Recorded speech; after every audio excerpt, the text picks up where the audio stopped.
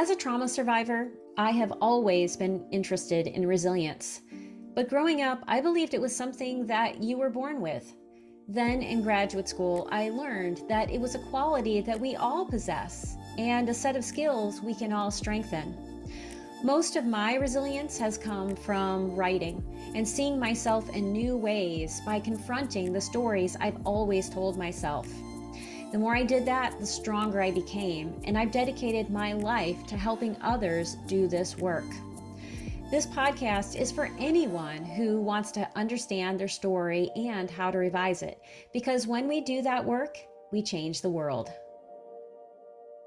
I met Lennie Echterling in 2009 when I entered the graduate program in counseling psychology at James Madison University. In fact, Lennie's work in crisis intervention was one of the reasons why I chose this program. Lennie has more than 40 years of experience in promoting resilience, particularly during crises and disasters. He's worked with landmine survivors in the Middle East and has served as a crisis counselor, consultant, and trainer following some of the world's biggest disasters, including hurricanes Katrina and Rita, the tsunami in India, the 9/11 attack at the Pentagon, and the shooting at Virginia Tech, just to name a few. Yet despite the heavy work he's done, Lennie has remained a lighthearted, gentle, and compassionate man who's as quick to tell a joke as he is to sit with you through your darkest hour. During the 3 years when I worked with Lennie, he supervised my graduate assistantship and EDS project and served as my mentor. Like many of the people who graduate from this program, I'm also honored to call Lennie my friend. To learn more about the numerous things Lennie has done around the globe to promote resilience, please see the show notes. Before we get to our conversation, I have a few questions for you. Have you ever been a victim of toxic positivity or felt like people have dismissed your pain? Has being dismissed made it more difficult to trust others? Have you heard the word post-traumatic growth and wondered what it means? In what ways have you grown as a result of the challenges you faced? I hope you'll ponder these questions as you listen along. Now, let's get to my conversation with Lennie Echterling. Hey writers, have you struggled to develop characters beyond a laundry list of physical traits, or do you fall into the tired cliches of stomachs that roil and boil, hearts that pound, and characters that look off into the distance, unsure what to do? Has a critique partner ever told you your character's motivations or actions don't make sense? Or worse, has an agent told you they just don't connect with your main character? Let's face it, developing great characters is hard work. It takes both artistry and an understanding of psychology to bring them to life and make their actions understandable. It's even harder when that character you're trying to describe is you. That's why I'm teaming up with Jane Friedman to teach the psychology of character development for memoirists on June 19th, 2024. During this 90-minute webinar, you'll discover the 3-step chain of events that determines what your character does in any situation, investigate the role that core wounds, attachment styles, and inner resources play in shaping your character's personality, and find out how having your character act as if can help you limit backstory and start in the right place. Plus, you're going to learn so much more. Best of all, this webinar is only $25. You heard that right, $25. For that price, you can attend the live webinar, watch the recording, or do both, and get access to the webinar's workbook and my slides. So if you want to understand yourself better, write characters readers will fall in love with, and feel confident that you know how to do more than just craft tired cliches, go to janefriedman.com and click on paid classes, or make it easy on yourself and click on the link in the show notes. Well, hello, Lennie. I am so glad that you are here on the Writing Your Resilience podcast. Welcome. Well, thank you so much. I'm so glad to see you. Me as well. It is such a gift to be in your presence. And just before I hit the record button, we were talking about how long we've known each other. And we met in 2009, which is 15 years ago. I can't believe it. Yes, and I still remember so many times. Well, you worked for me too. You were not only a student, but you were a graduate assistant, and then working with you on your EDS research project, which was a pleasure to read and to work with you on. And so it's been wonderful to keep in touch over the years. Well, and you know, the work that I did on my EDS project, and since people are now going to be wondering, A, what is an EDS project? And B, what did you do? An EDS project is an educational specialist degree project, kind of like a dissertation. It would say dissertation light. Does that sound like a good way to describe it? Well, probably not when you're in the middle of doing it. It doesn't feel light at all. That is very true. It does not.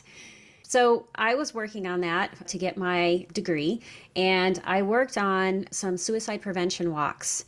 And we were looking at how do you build these in a very resilient way. And a lot of the work that I did for those walks and as a part of that program really serves as the foundation for everything I do now and for this podcast. That's wonderful. That's great to hear. So I bring everything I did at James Madison University right with me. Yes. Well, well, I was also a student of yours. Yeah. That is true. And I think we're going to talk about that in a couple of minutes because Oh, I great. was reviewing some of the things I sent to you along with the questions, and I'm like, this was happening at about the time when you wrote this. So we will get to that soon. But for now, Mhm. would you like to tell people what you do and your relationship with both resilience and with thriving, which is something that you teach? That's right. And you put it in the present tense. And I like to point out that, well, I am retired, but I still feel that teacher role. I have dreams about it all the time. And there are plenty of opportunities that come up with strangers or friends or relatives where I'm doing volunteer work, where I'm in that feeling that I'm recalling my teacher, skills once again. So it's there. And my current research right now is to revise a book on crisis intervention that I had written, and it was published before the pandemic. And Yeah. so we have so many, this is horrible to relate that we have so many incidents of mass violence in our Yes. society, as well as the pandemic, as well as natural disasters, hurricanes and fires and so forth, that I wanted to update the material in the book to be much more current and relevant. So that's what I've been doing now. I am so glad that you're doing that because I have that book actually right here, my old copy, which anyone who's Yay. watching the video can see. Yeah. The title of the book is Crisis Intervention. And yeah, so much has happened. And it feels to me like we have a crisis just about every other week. There's something else going on, and it can make your heart so heavy. What have you learned both from your research, and also I just want to point out that, while we were working together and beyond, you didn't just study this academically. You were out in the field working with people experiencing crises like the firefighters who were, taking care of people during 9/11, people who had Right. experienced hurricanes. You were working with landmine survivors in other countries. What have you learned from all of these people in your research about resilience and about dealing with crisis? Mhm. Well, I've learned so much, and it's been really a blessing to me to have those encounters over the years with landmine survivors. For example, when Ann Stewart and I went over to Beirut in Lebanon to work with landmine survivors, our focus was on resilience, was not Yeah. to see these as poor, pitiful victims, but instead as resources so that 28 of these participants came together for training so that they could go back to their villages and to their different countries in the Middle East and begin to design programs to assist other landmine survivors who come up in their community. And I can't remember a workshop that I laughed so much and had so much fun with. In addition to the pain, we weren't Mm-hmm. going to deny the horrific experiences they had. And I cried very often as they would tell their stories and Yeah. share them in our group. And at the same time, they felt a powerful, powerful sense of community that they were sharing this with fellow survivors who had been strangers to them before this workshop. So I learned the power of storytelling, and I watched your previous episodes where you talk about storytelling a great deal, and the immense therapeutic power that stays Yes. with me. And I notice that I'm touching my heart as I do this because they did touch my heart. And speaking of that, I remember when you went on that trip, and it may have been that trip or a different trip that had a similar theme, but I Hmm. took a crisis intervention class with you soon after, and you had this exercise that you had people do where you had this heart. You remember the heart Yeah. exercise? Could you Yes. share a Yeah. little about that? Well, I don't know. It varied in so many times. What was the version that you got? I'm thinking back on it now, but we had to, I think, write down something that we were carrying with us that made us feel cared for or loved, Mm-hmm. so that we could be reminded in the midst of the tough things that we were going through that we were not alone. Does that ring a Wonderful. bell? Yes. Oh, yeah. Yes. That was one of the versions. So, and that reminds me that my wife's birthday was 2 days ago. And so I arranged for friends and relatives from all over the country to call her that day, and she wasn't aware that I was doing that. In fact, it was obvious that it was a surprise because when I sent all these messages to people, I forgot to put her phone number in it. And so then somebody asked for it, and I said, "Oh, well, you can tell that Mary Lou is not a part of this because she would have said, maybe you should put their phone number in, to make it complete." Anyway, I'm talking about this because when we went to visit our son and grandsons and the daughter-in-law who lived next door, they gave Mary Lou a card, a birthday card, and a gift. And our older grandson only speaks through his eyes. He's in a Mm, wheelchair and he has multiple challenges. But Mary Lou showed him the card and he loves to be read to. And so he turned the page. And so Mary Lou's reading the card to him. And she must have read it to him about 20 times. And he would keep turning the page, wanting for her to continue. And then she passed the baton to me and said, take over. And so I read it to him 20, 30 times. And the message stuck with me, and it was happy birthday. And then our second grandson wrote in the card, happy birthday, Mimi. That's his name for her.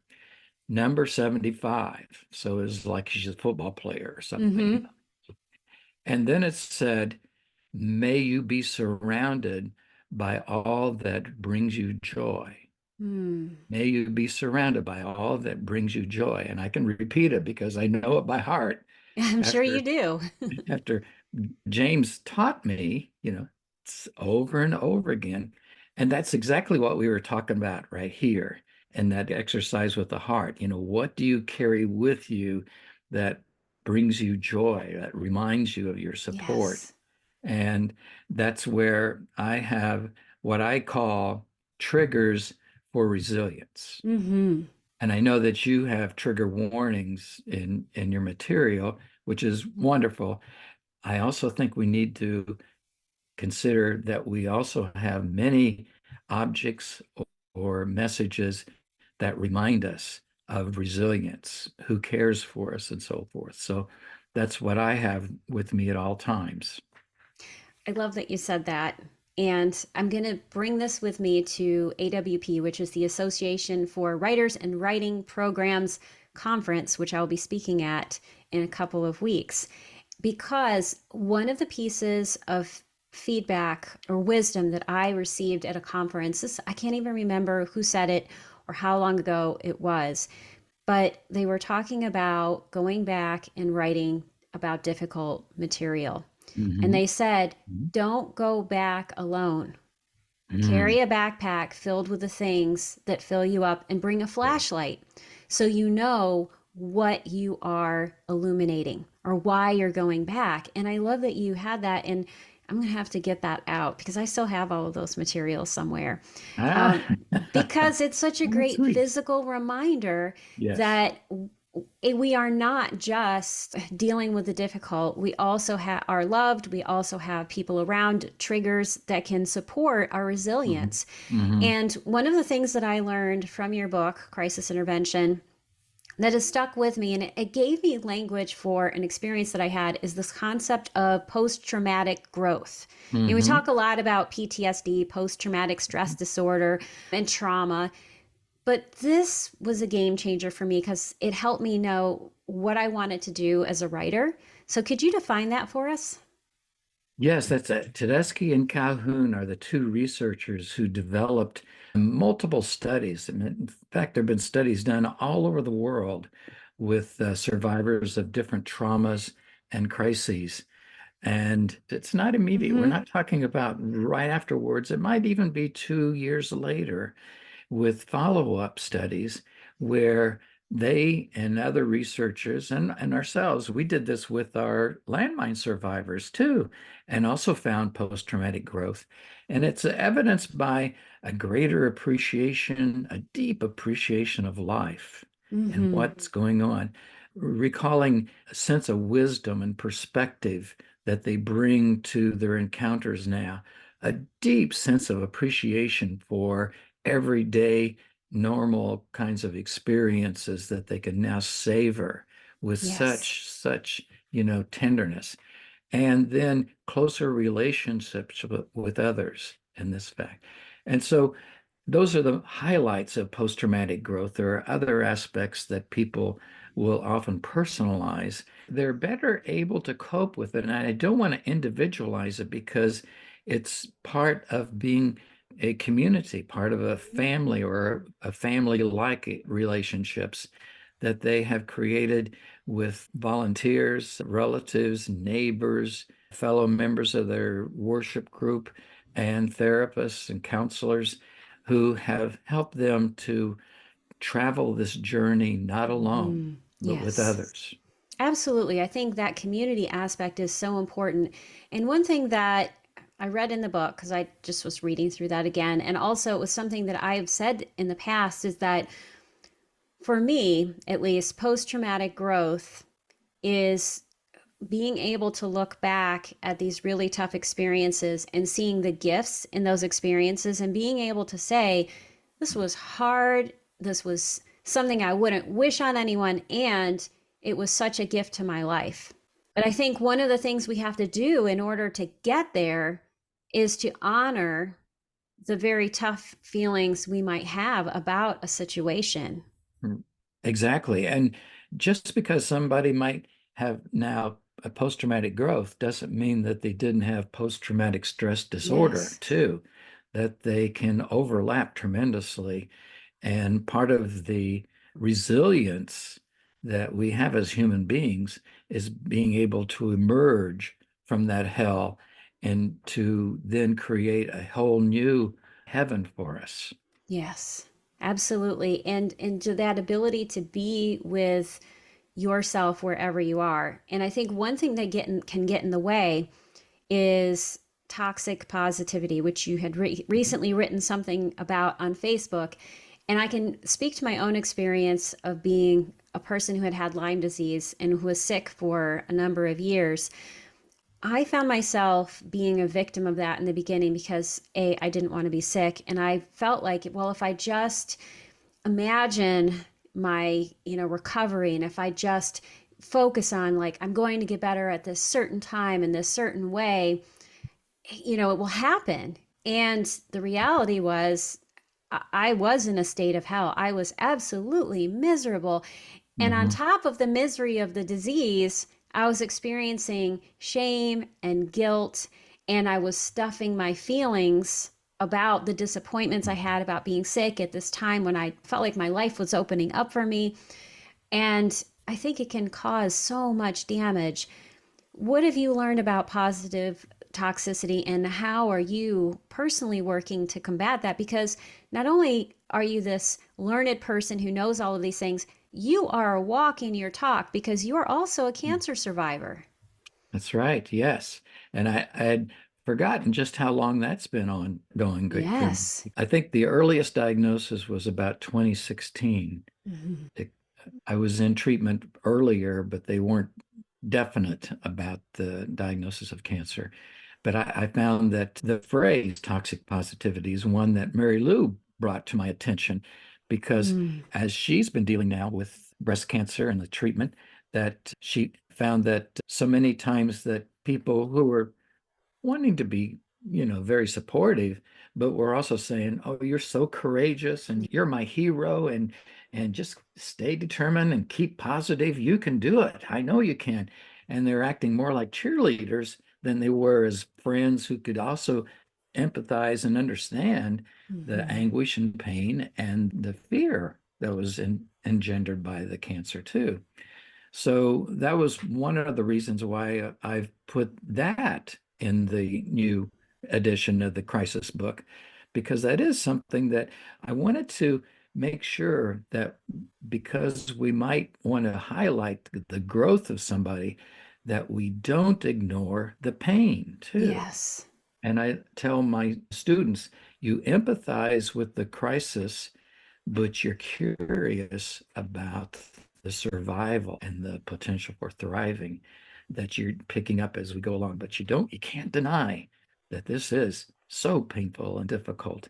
And I think a lot of people do the cheerleading thing because it's easier to be off the field Mm-hmm. and to not have to deal with those kinds of painful feelings that are going on with somebody that you dearly love. Mary Lou's been a great mentor to me dealing with my cancer, of not doing any of that kind of toxic positivity.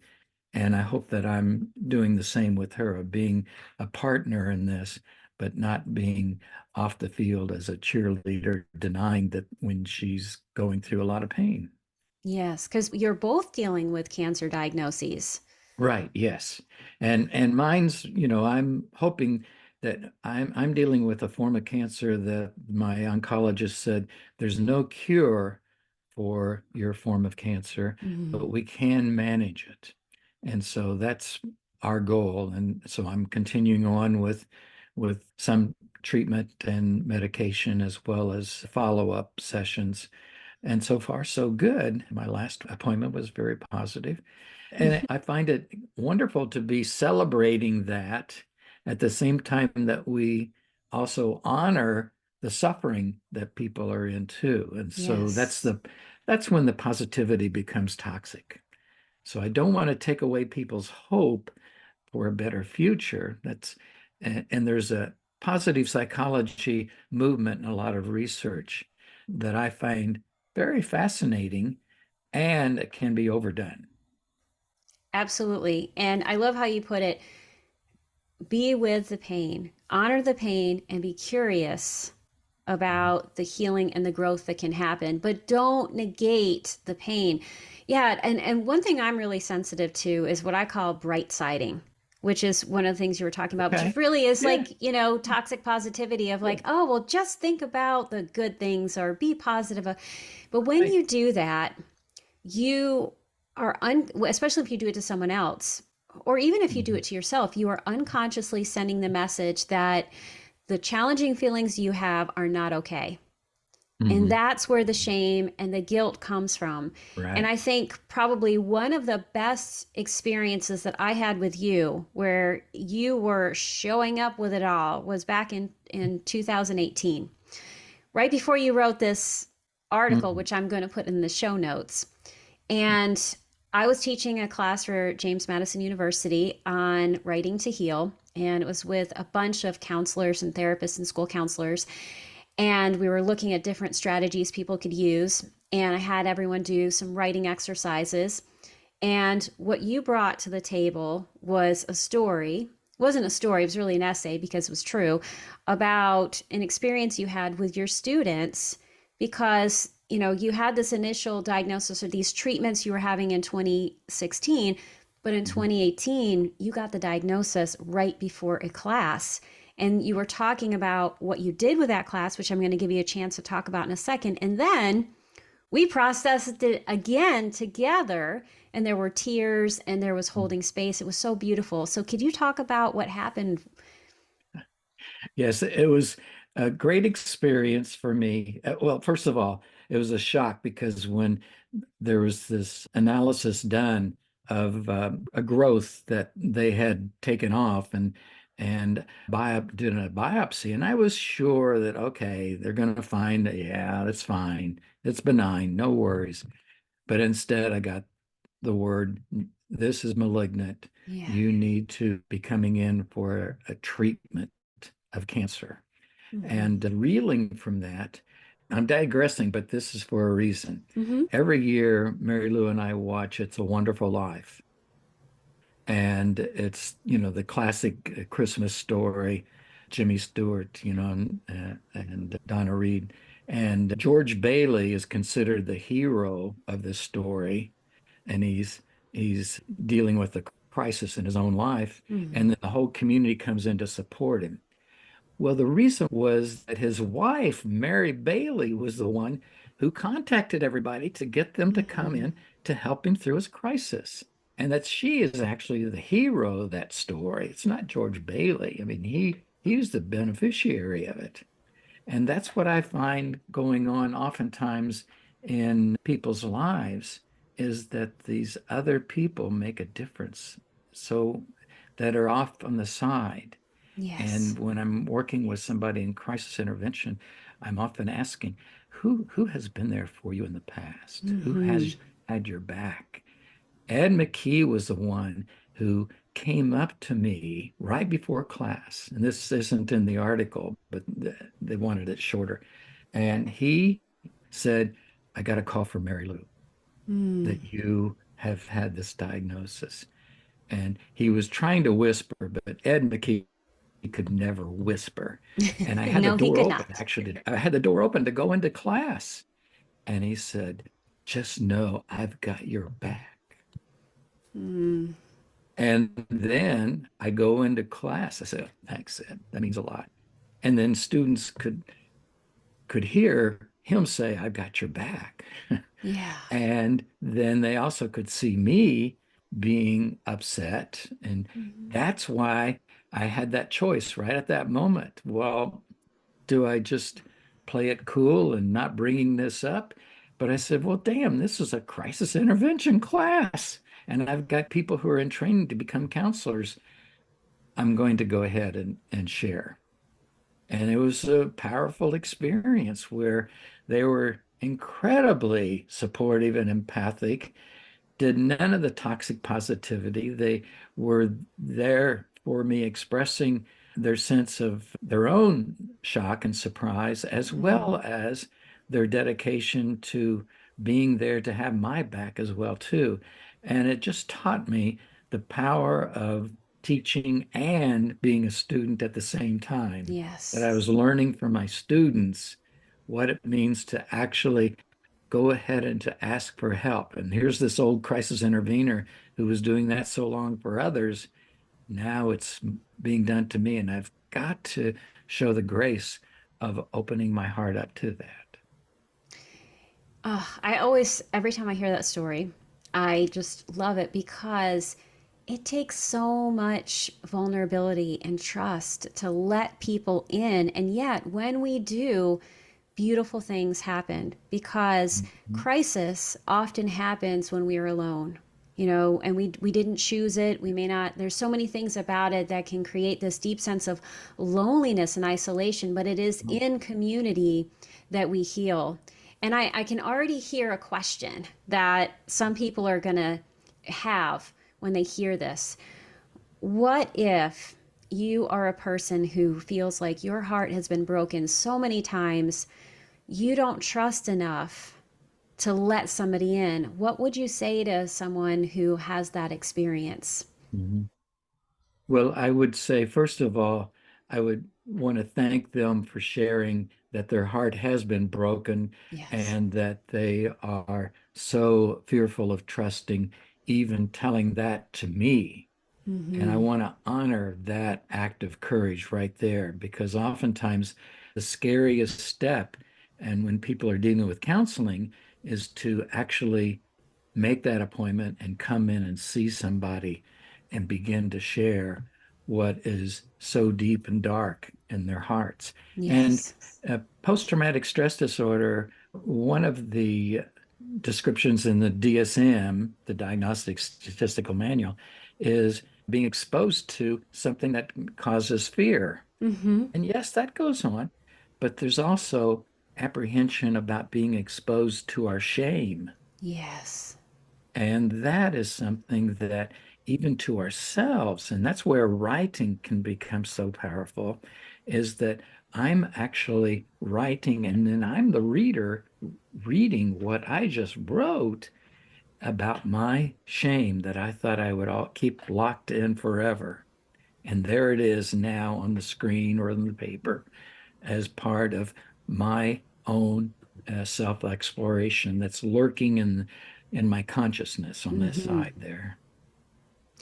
Yes, and I love that. The honoring of where people are at, and then the invitation that there's more. And writing can do so much for that, because when you write about your experiences, you externalize them. So that's the first thing that can happen, is it's not living inside you anymore, it lives on Right? the page. And then through the revision process, or just even Mhm. looking at it, you begin to organize it and help it make sense. And then you can look at what else. That's something I really try to instill in people, is that whatever you write first is true. That's part of your experience. And you Mhm. don't have to negate it or get rid of it. It's this and what else? Right. Yes. Yeah. And what you just said brings up two important memories for me is that Ann Stewart taught me to refrain from saying but, Yes. instead say and in these situations. And so, empathize with the crisis and look for the survivor in that too. And also that we're involved in a process that's one story doesn't do it. Right. Yeah, that story is true, but and especially with crisis experiences, that there's this need to retell. And there's been research done on, like, after disasters, that when people share their stories right then and there, they're very chaotic and impressionistic Mm-hmm. and so emotional filled that it's often hard to put into words. And Yes. especially with kids, drawing it seems to be a better way to give their first draft of that story. And then people have a need to tell that story again and again and again and again. And each time they are at a different place. And each time it becomes true in a different way, with their attentional spotlight Mm-hmm. on now other aspects that at first, they didn't even realize. Yes. I love all of that. And I think I use this book by Desmond Tutu and his daughter, Mfo Mm. Tutu, The Book of Forgiving. And it's this fourfold path for how to change the world. And it has these four stages that you go through in the process of forgiveness. And step one is tell the story. And what he says is tell it as many times as you need to, because just as you said, one telling isn't enough. And yes, that idea of it being chaotic in the beginning, for all the writers out there, your first draft is always going to be filled with chaos. But when you're dealing with crisis material, coming at it from a different medium, maybe drawing or Mhm. collage or something else that allows you access to the images, can help you find the language that can help make this into something that's more cohesive, because that's part of where the healing comes from, is not just that you wrote it down, but that you created something cohesive with it. And then you had a chance to say, okay, well, what else is there? I'm going to ask you a question, and Yes. I don't know is a perfect answer. I always say that when I haven't sent this question to somebody, but it's coming to mind.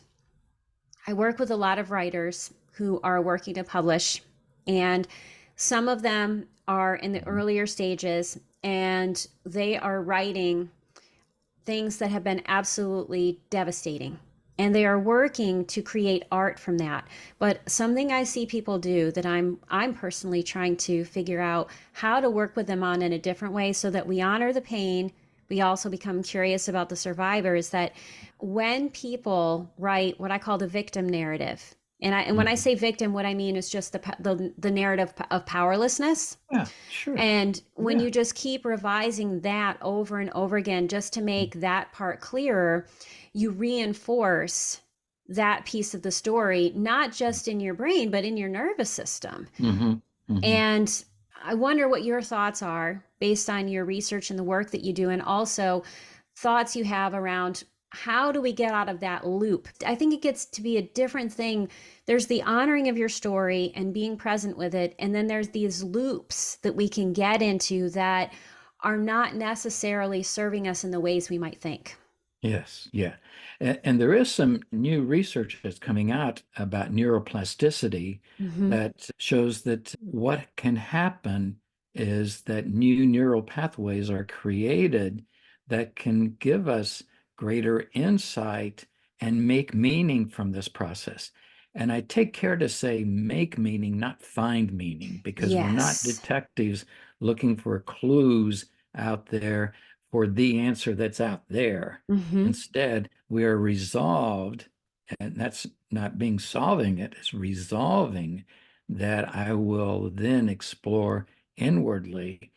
And that creates new neural pathways. Just the very act of putting it into words with writing or sharing it verbally or whatever, that I get concerned when I was doing more long-term counseling and therapy if someone told the story identically again and Yes. again Yes. and That too. again, and that is one where we do have to do some therapeutic intervention with to help them begin in ways that you were bringing up to look at it from a different perspective or Mm-hmm. to set that aside and instead experience through art or as some other medium in order to create neural pathways that they can then go back and take a look at what, was hijacked, Yeah. by that process. And so it's one that, see, I'm giving you a long answer when I don't know all the answers to that, which is a classic professorial trick. But I think we're on our way towards discovering some important insights that's not going to minimize it or just reduce it to brain functioning, but instead oftentimes enrich it by our own ability to recognize, hey, used to be an expression of saying, well, that's pretty easy. That, we're not talking about brain surgery. Well, when we're doing intervention of any sort with another person, we are doing brain surgery because Mm-hmm. we often bring up our own experience as we hear their story in a way that's empathic and gets at those parts of the unconscious area that we're picking up by how they're saying this Yes. and what ways that they're presenting it to them as a presentation of self. I think that there was so many good insights and also such good information, especially around this idea that we are not finding meaning out there. We are Mhm. looking for meaning in here. And Right. it brings back this idea around toxic positivity that I was reading about this morning, this idea that we're looking for the silver lining, right? You don't Mhm. have to look for the silver lining. Right. You need to find the meaning inside yourself. And that is Mhm. something that you can create regardless of what the experience is. And when you do this work, you do create those new neural pathways. This is brain surgery. You do this work, you're doing brain surgery on yourself Right. without a Exactly. scalpel, thankfully. Right. No kidding. Yeah. There's no blood, nothing else going on with this. And this is where I find it, I think you mentioned in our discussion before we started taping about my brother Denny Yes. who died. And I was curious about when this might broadcast because my last conversation with him was 5 days before Valentine's Day Mm-hmm. and he had just gotten back from Thailand. And this is where you might see some sources of my humor because I asked him, well, how many Thais did you get? That kind of thing. It's really, we both enjoy those kind of stupid puns. And I was talking to him about his experience and what it was like and all the adventures he had and it was wonderful. And he's was living out near Seattle, and here we were in Virginia. And I, at the end, I began to learn a lesson that hey, you might not have this moment again. Mm-hmm. So I said, instead of goodbye, which I always did before, I said, I love you, Denny. Well, those were my last words to him because he died 10 days later. So I found that to be so important for me that I take the time to look at every single opportunity where I might do an act of kindness or to show gratitude or to share my feelings of compassion and love for somebody. That's been a lesson I've taken with me. And so I've told that story a number of times, but each time I hope I tell it from a different place so that I am now someone who's had the experience of being, a patient and who's been dealing with my partner who is dealing with a life-threatening illness and who wants to savor every moment of the chances Yes. to say, be kind. So, so, so important. And, the fact that we both lost brothers suddenly is something that's been a Right. bond. Yes, that's true. That conversation you had, it sounds like it was on February the 9th. Is that correct? Or was it the February the 8th? You don't have to do the It math. was pretty close to that. Yeah, because it was before Valentine's Day, February 14th. So, yeah, February 9th sounds right. 8th could be. Well, February 8th is the anniversary of my brother's death. And every time I hear that story, I think about the piece of post-traumatic growth that I learned. And it was something I had to really wrestle with was that, before my brother died, we had been chatting on AOL. This was back in 1997 when, all of this was brand new. And because it was brand new, it would go off a lot because we were on AOL and, you'd get kicked off and try to get back on again and again. And we didn't get back on this last time. And there was something that said to me, like, you need to say, I love you. You need to say, I love you. Because we always did. And I had this thought, well, there'll be another time. And then, of course, there wasn't. And that was such a piece of guilt that I had because he died by suicide. And, you know, but also he taught me so much about how you have to make sure you listen to your body and you say these things and you do this. So it's, for me anyway, what I would say is that I always try to make that a practice. But if I ever find like there's more to say or more to do, if I have this tug inside, right, that's like, no, you haven't done it enough, or with this situation, I never hesitate to go back and say what else is on my mind and in my heart. And every time I hear you tell that story, which I've heard it several times, and I love it every time, it reminds me of that gift that we give to other people, and how, even if we had a situation where we couldn't give it before, every time I say I love you to someone or I offer that kindness, I know it repairs that what happened before. It's like I'm giving that gift, I'm paying it forward. Mhm, mhm. And there was research, I don't know if this is still the case, but I hope it is, that the profession that got the most were teachers, that they got Valentines. And in fact, there are far more Valentines expressing that kind of love than romantic love. And so I find that just very, very enriching to know that we're looking at all kinds of love at Valentine's Day, not just the romantic ones, and that there are so many people out there that would be touched by our communicating how much they mean to us. Absolutely. So even though this is not going to air on Valentine's Day, which now I wish it could, but the schedule is the schedule, Yes, you can make Valentine's Day any day. So that's think true. about 5 people that you could send a Valentine to that are just people that you care about.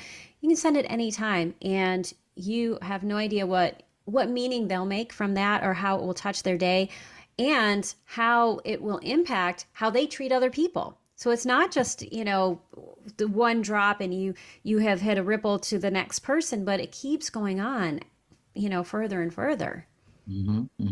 Yes. And that reminds me that I wanted to take this opportunity to thank you, Lisa, Mm-hmm. for the many, many ways that you helped in my own healing. You recorded a guided imagery that I could listen to while I was dealing with chemotherapy and the infusion. and how it was so comforting. And comfort is a word I didn't use much before Denny's death. It's one that I find means a lot to me now, that it's not just superficial, that it's comforting to be reminded that I am not alone in Yeah. this moment as poison is going through my veins to deal with the cancer that's threatening my life. And you were there for that, and your Mm. voice was there. And that meant so much to me to know that my former student is now part of my own learning lessons and healing. So thank you for that. Well, I'm going to cry now and I'm going to absorb that and I'm not going to deflect, right? I'm going to take it in. Thank you. Yeah. And also thank you for the gift of allowing me in. You Mm, know, sometimes people don't, and it was such a mm, an honor to me also because when I was really sick with Lyme disease and feeling very, very alone, you were one of the people who would just contact me out of the blue and say, "How are you doing, Lisa?" You know, and mm. that was such a gift, and I'm so grateful that I was also able to be a part of that because I remember you would write to me like about the red one. I think there was the red one that was so terrible, and Mhm. it was very meaningful to me that I was able to be a part of that. So thank you. Oh, yes. And this reminds me of something else that train for the crisis intervention that you might have only a 10-minute or 15-minute or a couple hours encounter with somebody in crisis, and that may be the last time that you see them. Yeah. So you want to do someplace towards the end an expression of gratitude to them for taking the risk of sharing with you, perhaps a virtual stranger, this worst experience that they've had in their lives, Hmm. and to show your gratitude by thanking them at that times. And I think that that's something that in our training of therapists we've totally ignored is how the therapist can show gratitude because the post-traumatic growth we've talked about that there's been research on counselors and therapists vicariously experiencing post-traumatic stress, where they begin to take on their own symptoms by hearing these painful stories, horrific stories. And there's also research showing that we can experience vicarious post-traumatic growth by what we've experienced with somebody's resilience as Yes. they've shared their stories with us, that we can take away and feel en- heartened by and enlightened by and inspired by. And so, what I would say to all the writers out there, because we have a lot of people on here who are writing, that one thing you can do when you are bearing witness to your own story is just say thank you to yourself for having the courage to come to the page. Yeah. When you are working with a group of writers, like you're in a writing group and you're offering feedback, something I hear people say all the time is, "Oh, you're so courageous, you're brave." Mhm. And that's fine. And yes, those things can be true, but you don't have to say them. Instead, say thank you for trusting me with Yeah. your story Right. Yes. and thank you for trusting me and opening up. Just say thank you. That's all you have to say. Mm-hmm. Mm-hmm. And it's wonderful for somebody who's feeling isolated and so shameful to hear themselves being thanked. Yes. What a gift that is, that I've somehow, some way generously offered something of value to another person, and that person's thanking me, for being open about something. And I want to share Absolutely. something else Hmm. with you here. This is something I'm reaching for something. This is what somebody I love gave it. me this. It's the desktop therapist. And she's a dear friend of Mary Lou's, and she sent her a gift, but she saw this and thought of me. So there's the little Freud looking like therapist here, and there's a button here that you can push, and it'll say some cliche. You can like, I don't know if you heard that. I heard noise. Can you say what it was saying? Yeah, it says, what do you think that means? Well, I got this as a gift, and my grandson came over, Gabriel, and he said, "What is this?" And so the cliches started pouring out, where the therapist said, "How does that make you feel?" And he goes, "Well, I feel okay about that." And then one that he found so intriguing was, let's bring that back into the room, shall we? So he thought that was so funny. What? What does that mean? So he'll now occasionally say that to me. We'll be talking about something else, or I'll pick him up at school, and he'll say, "Let's bring that back into the room, shall we?" And the one that really got him irritated was, "What was your childhood like?" Oh, And he that's too says, "I'm funny. still in my childhood."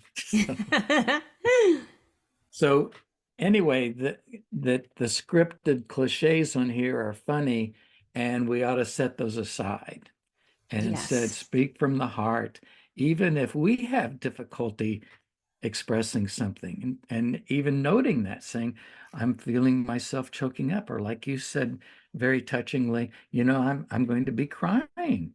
All of those are ways that we can really open up our shared humanity in ways that really can be so powerfully therapeutic. And when you're writing, that's something that you can talk about, being a meta writer. As I write this, I'm finding that this is going on for me, and to be writing that as well too, as a way. And Pennebaker is a social psychologist who Mhm. did research on the therapy of writing, who found that in these classical studies, where one group is randomly assigned to write about the worst thing that ever happened in their lives, and the others are randomly assigned to just write about day-to-day mundane things, that the ones who wrote about, their traumas, their disappointments, their crises, then 6 months later, their health was much better, Mhm. and they're less likely to have gone to the college health center.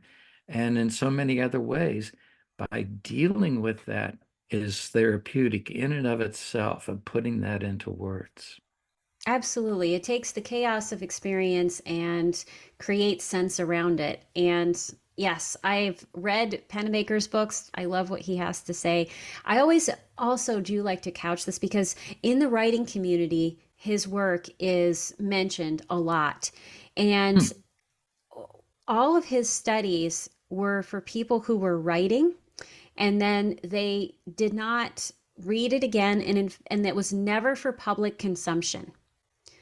So I think that's always Uh, something I want to oh, say yeah, about that's his right. work because sometimes people will think that, oh, well, if I just write it and then I share it out in the world, I'm going to have Mm, the same experience mm. that all of Pennebaker's test subjects had. And that is not necessarily the case. That's a great So point. Yeah. yeah, thinking about writing to heal versus, writing for public consumption is so important. Mhm. And that's something that I talked with Laura Davis about, who is the author of The Courage to Heal for Mm, season one. So by the time mhm. this airs, people can go back and listen to that episode as well. But yes, I think it's so, so, so important. And as we wrap up, I always ask people a series of questions. And the first one I always ask is, what is the best writing advice you've ever received? That I've ever received is, let's see, I think it's not so much advice as it wasn't taught, I caught it. So Mm, the contagiousness of the love of the word is something I've caught. I have a dear friend of mine who sends me regularly. I get emails from him pretty much every day, in which he will often share a sentence that he came across that he just loved. mm, He wanted to share it with somebody, so he sends it to me. And that enthusiasm that he has been contagious for me in my writing right now, which sometimes can get a little tedious, and that I have to really get myself psyched up to return to this project that's been ongoing for a long time now. And so it's not so much advice that, was taught to me as that the emotion that was I caught Mm. from the contagiousness of his enthusiasm. I love that. And I want to share the best piece of writing advice that you gave to me, which is a good EDS is a done EDS. And Right. I translate this to my clients' work all the time. And I'll say, a done draft is a good draft. There you And go. sometimes just get to Yes. that point, and that's how we make progress. Yes. Yes. How do you nourish and nurture your resilience? Mhm. I find that as a grandparent, and living next door to my grandkids, that cuddling up to James, who has no words but the most soulful eyes, Mm, and when we connect eye to eye, I feel like it's heart to heart. And mhm, he, in his wheelchair, will dance like this, back and forth, with his arms, and he'll play hide and seek with me sometimes, where he'll hide his face and then he'll show it to me, and then we'll do a peekaboo thing. That all of that are ways that I find I'm just celebrating life. And then our other grandson, I pick him up from school and he comes to our home to do his homework. And he inspires me all the time with things such as he has spelling words, and I remember having mhm, spelling words, 18 of them he has every week. On one day, he's got to write them alphabetically, and another week, or another day of the week, he's got to do a synonym, another day, an antonym, and on the fourth day, he's supposed to write a sentence with each of those 18 words. mm. Well, he decided, and I think this is good advice for your writers, is that he decided to make a story connecting all those sentences. Oh my So gosh. for example, I remember two words he had were bridge and gravity. And so he started this story, said, London Bridge is falling down. And the next sentence was, and it's not because of gravity, it's because the Germans bombed it. And so then he goes on to this fantastic story where he's playing with history and making it fictional as he ties together these words. So I find it, and then, Mary Lou is always doing things that make me laugh and that I feel connected to her in such a deep way. We've been married for over 54 years now. Mm, And it seems that you mentioned earlier how, long ago our first relationship was and how it seems like yesterday. And that's how it feels like with me, that I can share things with her that nobody else would get that in joke mhm, except for her. And that's a relationship that's a special heart to heart bond that I know that you have in your life too, mhm. that feels just so much, gives me more resilience just to know I'm loved by lots of people. Yes. And you are very loved by lots and lots of people. I can attest Oh, to that. Everyone I know who knows you loves you. That's, you've just given hmm. so much, and now everybody is like, oh, Lennie, I love him so much. And I'm so glad that you did. It's true. And I'm so glad that you have that in your Hmm. life and that you pay attention to it. Part of resilience is about where we place our focus. And again, like we've talked about Hmm. the whole time, Right. it's not ignoring the tough stuff, but it's Right. also saying, Right. and these other things are happening because, I remember you writing to me in the midst of this chemo treatment where you had just awful side effects at times. Your grandsons would also do these wonderful things for you, and they would say Mm. all of these very cute Mhm. things. I always love hearing about them. And that would make your day, and it would Mhm. make it more tolerable, easier to deal with the tough stuff that you were also enduring. So it wasn't an ignoring of that, but that where you place your focus can be so important.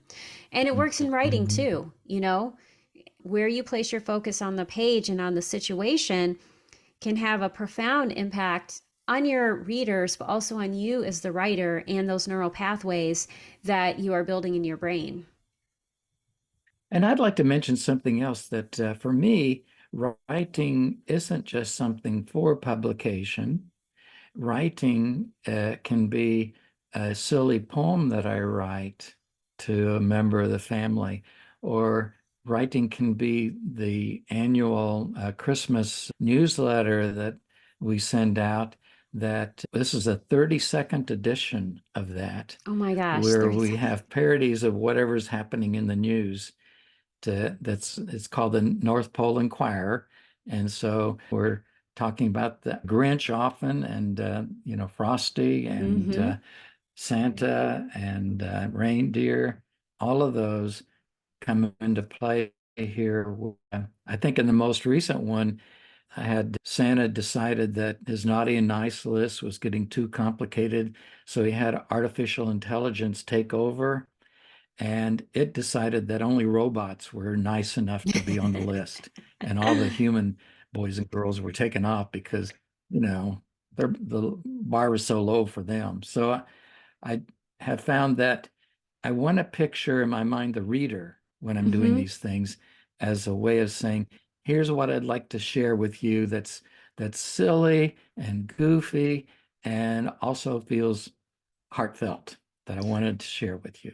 Yes, and I think that's so important because, I work with a lot of writers and they think that everything has to be for, we'll call it publication. I'm putting that in quotation marks for those of you who can't Mhm. see it, in the sense that it's going to go to a literary journal or it's going to get a publisher or, it's going to become a book. But sometimes writing for the joy of writing and the joy of connection and just the fun of it can be so helpful. And I have another book here that you wrote, which I find to be absolutely delightful.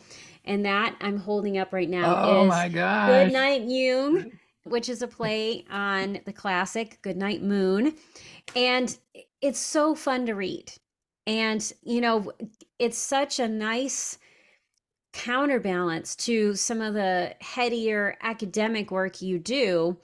And the Mhm. work you do in Mhm. crisis and dealing with trauma and writing about that is like this fun little book. It has a bunny character who is Jung, and you can look it up online. It's very fun. So I love that you bring that up because I think bringing joy into the process is so important. And it's such a nice balance to maybe some of the heavier work that we do. Well, if people want to learn more Right. about you or they want to continue this conversation with you, what is the best way for them to connect? Email is fine for me, and you can post that on your notes there. And I'd love to hear from people. By the way, I just sent that book to a former student, doctoral Oh, student who nice. just had a baby. Her baby's newborn, but got a taste of the Jung in there. Nice. And one of my former students was from Bulgaria, and I had to try to find a way to rhyme Rogerian, Oh, and Bulgarian was the one I came up with. So she thought I was writing it, to her. That's a that's the easy way to connect with me.